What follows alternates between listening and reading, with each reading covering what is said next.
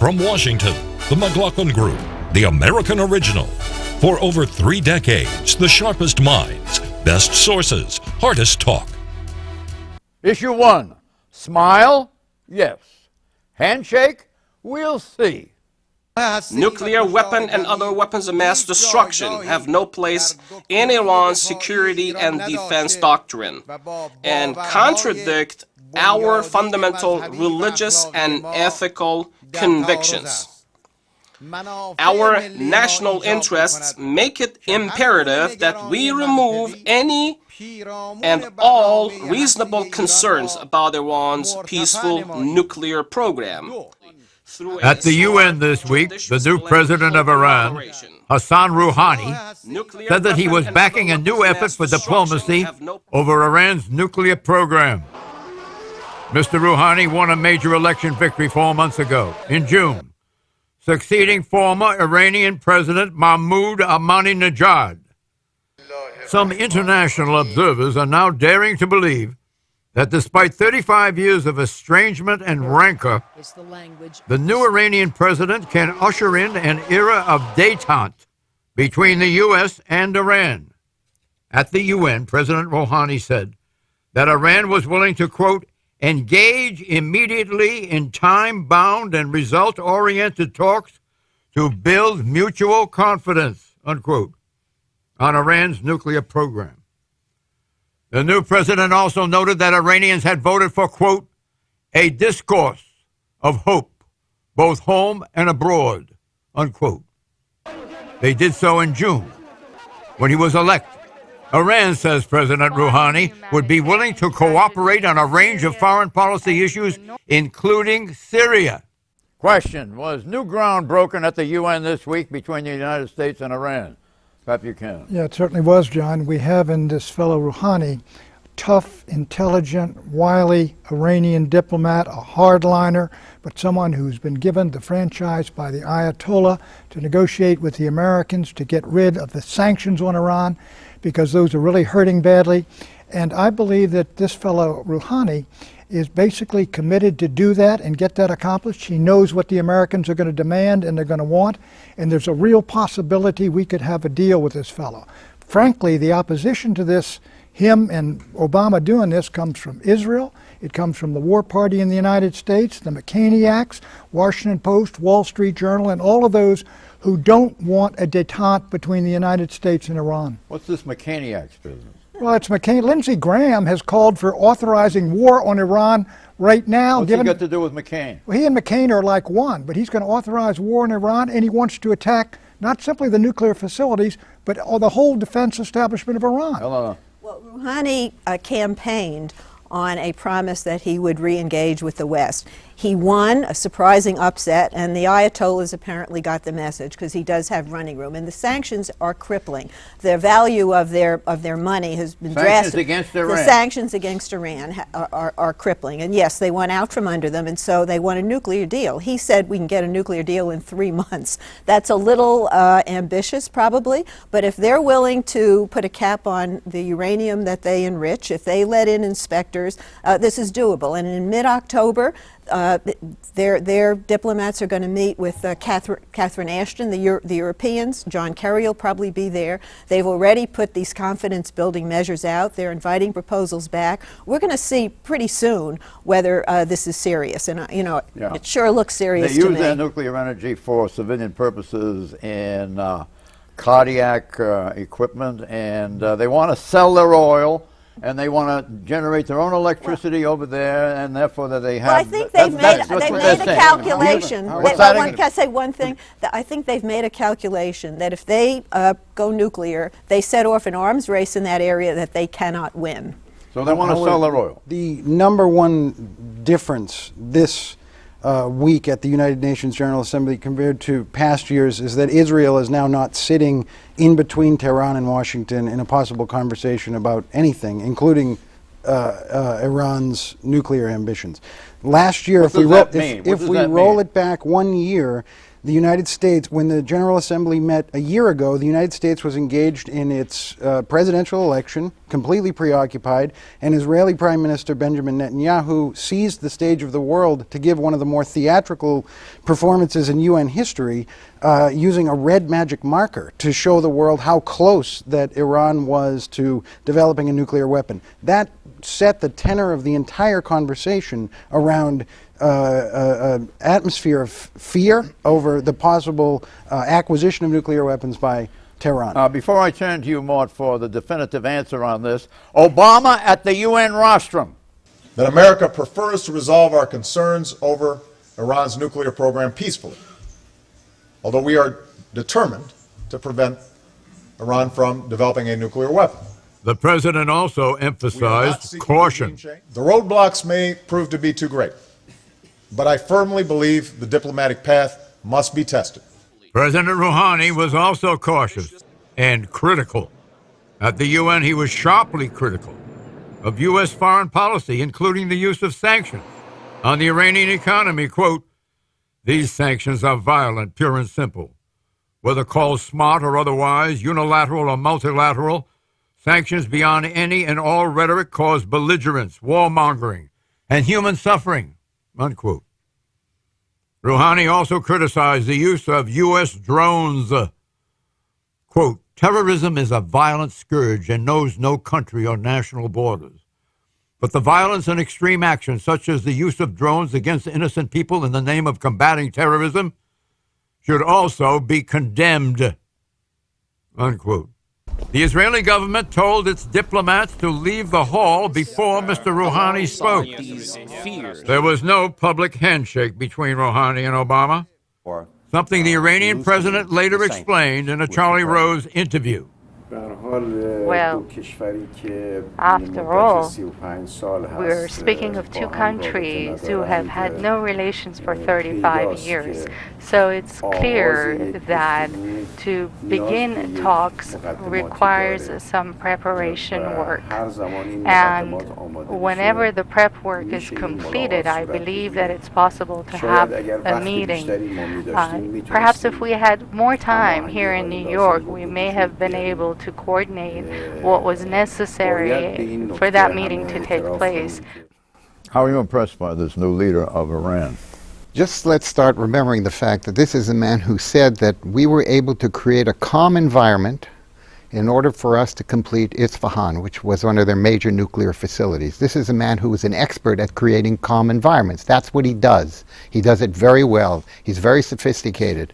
But his basic policies, in my judgment, are just the same as they were for Ahmadinejad. So as far as I'm concerned, this is just a pretense as far as what these people are coming forth with. This is a very, very dangerous time for the world, because if we let Iran go forward with their nuclear program, and they're not very far from completing it. They've got hundreds of 3,000 centrifuges. What do they need it for? They're a country that's swimming in oil and energy. They don't need nuclear energy. The only reason they are doing it, of course, is to develop nuclear weapons at some point or another. Excuse me, let me just finish, if you don't mind. All I'm saying to you is it makes no sense to believe that these people who have energy up on every level of their neck are building for nuclear electricity. This is preposterous. Ahmadinejad burlesqued the Holocaust, said it didn't exist. This man didn't do anything like that. He did not do that. You understand? Yes, he made other different comments. We don't have to go into all of his comments vis-a-vis Israel. That's not the point. I'm really concerned here about what this country can do and what threat they represent. And from the Israeli point of view, there's an old theory. You never take the slightest risk of a catastrophic outcome. If they ever develop nuclear weapons, they could destroy Israel within a matter of minutes. And what would happen to them? That's not it. They got 80 atom bombs in Israel. Israel has to defend itself against I agree with that. But on a second level, after Israel gets bombed, I'm sure Iran will get bombed. Look, but that's too late for Israel's Israel. got 80 to 100 bombs. Ahmadinejad, you may not like him. He said, "What do you think I am, nuts? We're going to build one bomb and the Americans got 5,000. Any intelligent man knows that is stupid. Okay, not everyone was impressed with Hassan Rouhani, including the outgoing Israeli ambassador to the U.S., Michael Oren. what in his speech was peaceful or dove-like. We don't get it. He called the United States a warmonger. He made no concessions on his nuclear program. Talked about Israel as, didn't even mention Israel, but mentioned that Palestine was occupied, meaning that Israel has no right to exist. I saw no elements of peace in that speech at all. The Iranian regime has a more than 30-year history of supporting terrorists around the world. They've suppressed the Iranian people who've protested for democracy. This is not a regime you want to see get its hands on a nuclear weapon. You want to comment on that, Guy? Well, what I want to say is that one of the key things that happened this week in President Obama's own speech at the UN was he basically said outright that Iran, as a signatory of the Non-Proliferation Nuclear Treaty, could continue to create nuclear energy for electricity. The Israelis are not a signatory to that treaty. They're finding themselves now up against the wall with how they can deliver rhetoric that puts pressure on the situation. The Israelis don't want Iran to even have a peaceful nuclear program. Yes. And there's a debate among their leadership and in their public that's every bit as contentious as the one between Patton and Mort. And you do have some members of the Israeli cabinet saying, look, we're going to have to find a moment here where we can have to say yes, that they are entrenched in an argument they have made for the last 10 years, and now there's an opening, and the President of the United States is taking it. Just to clear something up, both nations have nuclear reactors. I've visited, well, I wouldn't visit the one in Israel, but because you can't get near it, but you know, with the eyeglasses and up on the side of the mountain, you can see it fully functioning. But John, but I visited Isfahan. Go ahead. The basic point here is the United States' bottom line is Iran can have a peaceful nuclear program because it signed the NPT, as all other nations can, no bomb. The Israeli position is no nuclear program at all. They got to stop enriching uranium. They got to shut down Fort Al. They got to get it all out of there. No capability. The truth is, the Iranians, I'll agree with Mort on this, they have a capability to build a bomb. They just have not taken the steps. They haven't reached that level of refinement. They've got the capability. They just haven't. They have 3,000 fast centrifuges that they've just brought in. They'll be able to develop the requisite amount of nuclear fissionable material within a very short period of time. They got 20% uranium, not enough of 20% no, they for do not. one bomb. That's what I'm saying. That's why they're doing. That's why they got the 3,000 new centrifuges. But it's unrealistic to tell them they can't have a peaceful nuclear program just because they have a lot of oil. That's like saying to the U.S. you can't have renewable energy because you've still got a lot of coal. I mean, they're looking to the future, as every country should. On Friday, the New York Times had an excellent piece of journalistic coverage, which I think the audience would find satisfying. We'll be back to this issue repeatedly, I'm sure. Exit question. If the UN was round one of the nuclear negotiations with Iran, the stage setting, who came out ahead? Rouhani or Obama? Pat Buchanan. Rouhani, and one reason he did is he refused to take that meeting as though he were some guy sitting on a rope line shaking hands with the President of the United States.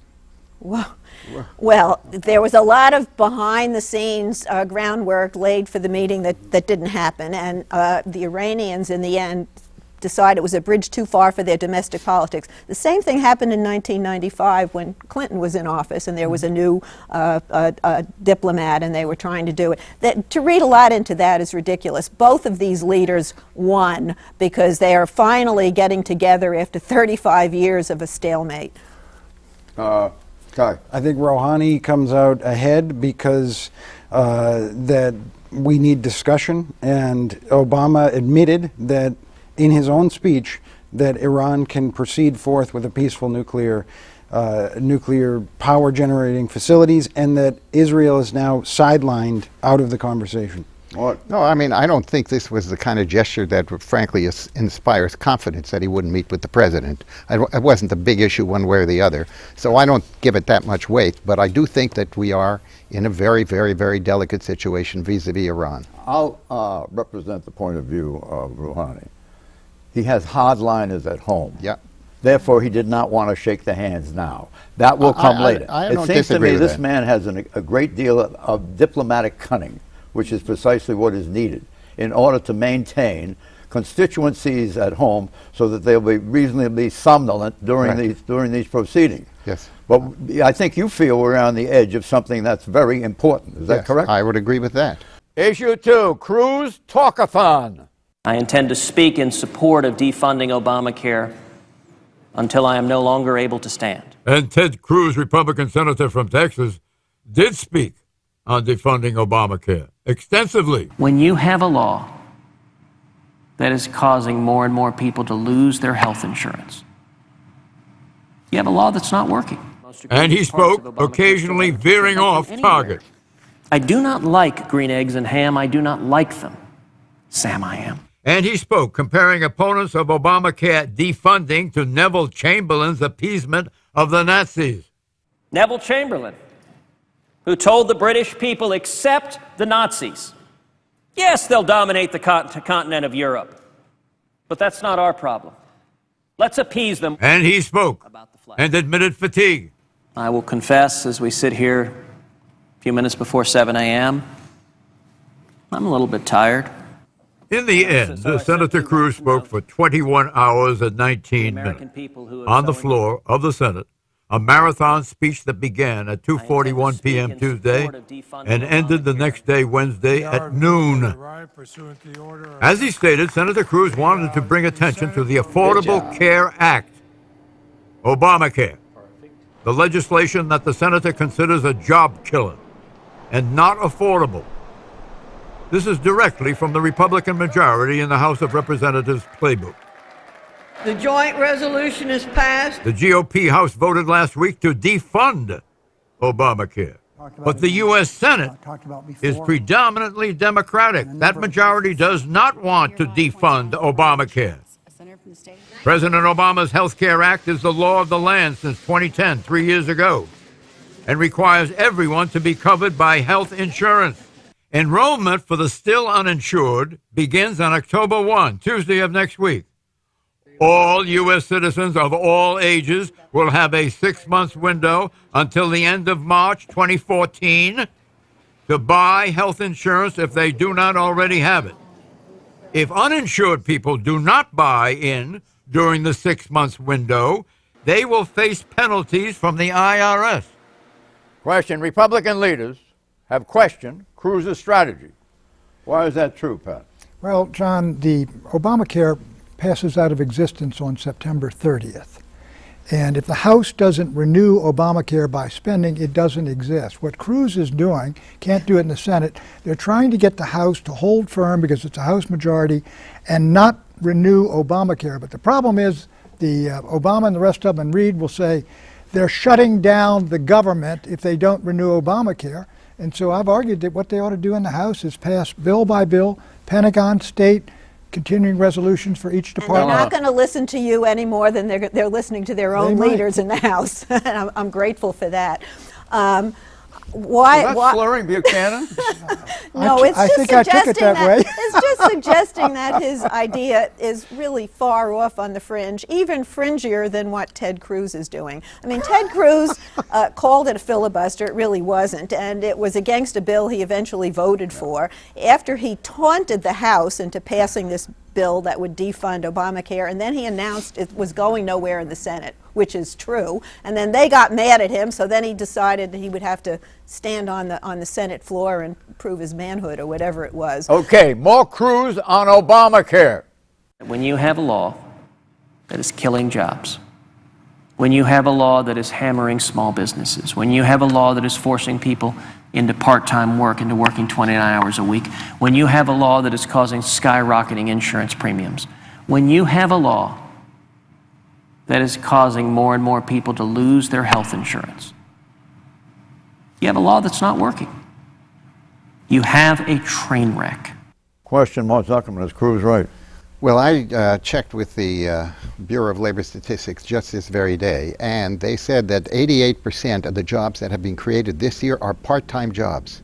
A large part of the reason for that number of part-time jobs, which is unprecedented in American history, is because people are apprehensive about the impact of Obamacare and the costs of Obamacare on full-time jobs. If they're part-time jobs, they don't qualify under Obamacare. Now, I happen to support national medical services, national medical care, but we have to do something about its effect on the job market, because this is a disaster for the average American family. First of all, the White House is coming back with a whole different set of statistics and saying this is not correct, that Obamacare is causing the creation of part-time jobs. Maybe there's a fix that you have to work 40 hours a week to be eligible for health insurance instead of 30 hours. But I have never seen the sort of the subversion of a law that has passed both houses, been signed by the President, approved by the Supreme Court, and a minority of a minority basically is acting like they did back in the days of school desegregation, that they're just massive resistance. And what Cruz is mostly worried about is that once this goes into effect, people are going to love it. He even said they'll be hooked on it. It'll be like crack. Yeah, let me ask you this question, Guy. Then you can say what you want to say, maybe. If anything should, what about the GOP and Obamacare? The answer to that is Boehner should pass 2 amendments. 1, delay the individual mandate for 1 year. 2, strip Congress and its staff from their exemption from buying insurance on the exchanges. You follow me? I do. This would require, though, the Republican leadership to focus on fixing a law that's now been in place for and upheld by the Supreme Court, and not clinging to the sinking ship politically of trying to defund this law. This is so the problem here is that the GOP is, and Eleanor just said it, clinging to a minority within a minority. They've lost sight of 2016 here, and the fact that Barack Obama Did you hear Maud's won comments earlier about the impact of some of this on the economy? Let's look at this. Let's turn it 180 degrees. From the perspective of the left, the equivalent on the left would be if President Obama were to have invited the leadership of Occupy Wall Street to camp out in the Rose Garden for 2 or 3 weeks. But John, okay, the liberal left, the liberal base would have been highly entertained by it. Right, but look, it would have last, pushed people John, from the center off the party, which is what's last dangerous thing to do, here. look, the one chance they got to stop of this, the House has got to defund this thing. And that's legitimate. It's within its power. But you look at Cruz and Paul. They don't have 4 years between them in the Senate, and both are being talked of as presidential candidates. Why? Because they're speaking for an enormous segment of this country. You have health insurance? No, you have health insurance? Barack Obama was not in the Medicare. Senate for what, 3 I don't years? think the government provides it. Bleeding the government, Buchanan. Issue 3, written off. There's no requirement for cursive writing. That transition is being made into teaching keyboarding skills for students. And obviously, as technology becomes more important, keyboarding skills are going to be critical for our students to learn. The kids are back in school and learning reading and arithmetic, but maybe not writing, as in script, or sometimes called cursive writing. Script or cursive writing is traditionally taught after pupils learn how to print. But get this. Cursive writing is no longer part of what is called, quote-unquote, the Common Core State Standards, the benchmark national list of skills that schools use when adopting curricula. This means that cursive is no longer considered a core skill that youngsters must learn. So, at the local level, individual school districts are deciding whether to bother to teach their students cursive writing anymore. In fact, many schools instead are opting to teach kids how to type. Many schools today are equipped with computers. Teaching kids how to use a keyboard is a priority, thus subordinating handwriting. In fact, only 11 of the 50 states actually mandate cursive being taught in school. The students themselves don't seem to miss cursive. Listen to this.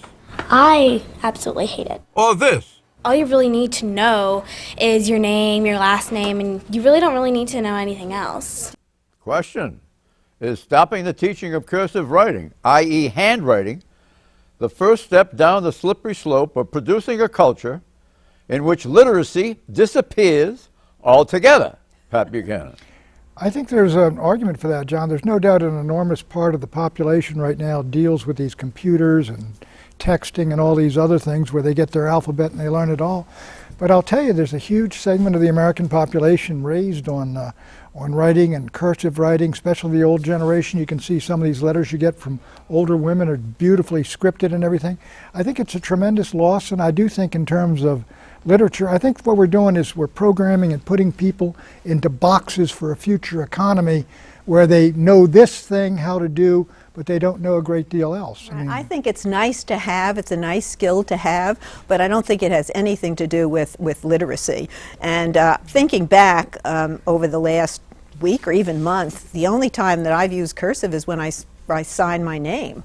I don't use it anymore, and I think it's going to just fade away like a vestigial organ, if you will. I mean, I think that forcing kids to go through all the flourishes and everything to learn cursive. What vestigial organs are you talking about? Okay, what does the evidence point to so far? Well, is technology fostering evolution? In mind, but I won't go into them right now. Is it fostering evolution like a third eye or devolution? You understand the question? You guys? I understand the question, but look, what I want to tell you is that my 9-year-old and my 5-year-old sons love cursive. I agree with you on the lost art form part of it, but I also don't think it has much to do with literacy, because they could move a lot faster in the world of information right now if they knew how to type. Suppose you have software that hears you give it an instruction, and then it writes out in whatever form you like, cursive writing, exactly what you're saying. I mean, where does that go if it reaches a further extension of technology? You follow me? Yeah, I think I follow you, but all I can say is that I agree with what the guys just said. You know, you look at the younger generation, never mind the younger generation, but anybody who's involved in reading now, they're all reading off of a platform. And that is a whole different kind of, they communicate with those platforms. And it's just where the whole world of technology has gone. I'd love to have everybody learn how to read and write in the old style, but this is the new style. And believe me, as somebody who's involved in print journalism, I felt that. I get notes and letters, some of them, from some young people and stuff, and I mean, it reads, it's C-spot run. I mean, it's just printed out. It's terrible. You wonder, you know, there's something really lost in that, and there was something I think gained. Also, John, in terms of spelling, is they got spell checks. They don't know how to spell, you know, and I think, I shouldn't say, you know, not being able to read and write and all that. Sure, you can. But in terms of literary value, how are they going to read some of these older, are they going to be able to read some of these documents that are written that way? Well, here's one possibility, maybe pretty far down the line. One thermonuclear atmospheric blast, perhaps even one giant meteor or asteroid strike, and we could have an electromagnetic pulse wave that destroys all electronics on the planet. It will plunge us straight back into the pre-literate stage of 2500 BC. If our minds lack the tools and means of literacy. You understand? Yeah, I can do cursive writing. I'm going to be just fine. Out of time. Sorry. Bye-bye.